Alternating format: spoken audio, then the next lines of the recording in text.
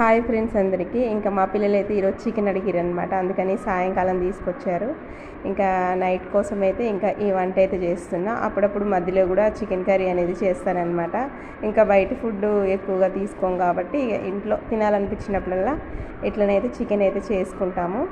మంచిగా పులుసు పెడుతుందండి దగ్గరికి మంచిగా, ఇంకా కూడా చిక్కబడాలన్నమాట. ఉడుకుతుంది.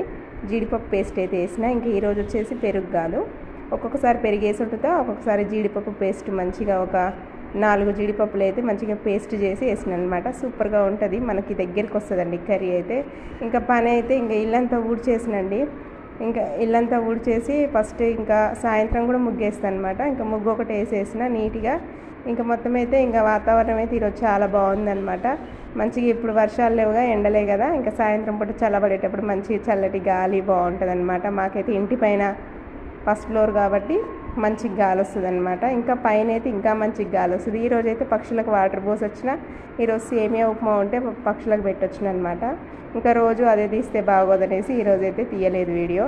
ఇంకా మా పిల్లలు అయితే స్కూల్ నుంచి వచ్చి అలసిపోయారు అనమాట.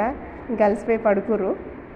ఇంకా టీవీ వచ్చేసి ఇక్కడికి మార్చేసిన. సోఫా సెట్ లేదు కదండి హాల్లో, ఇంకా సోఫా సెట్ తీయలేదన్నమాట. అందుకనేసి పిల్లలు చైర్లో కూర్చోలేకపోతున్నారని బెడ్రూమ్లోకే మార్చేసిన అనమాట. ఇదండి ఈరోజు సాయంత్రం వీడియో. మీకు నచ్చితే లైక్ అండ్ సబ్స్క్రైబ్.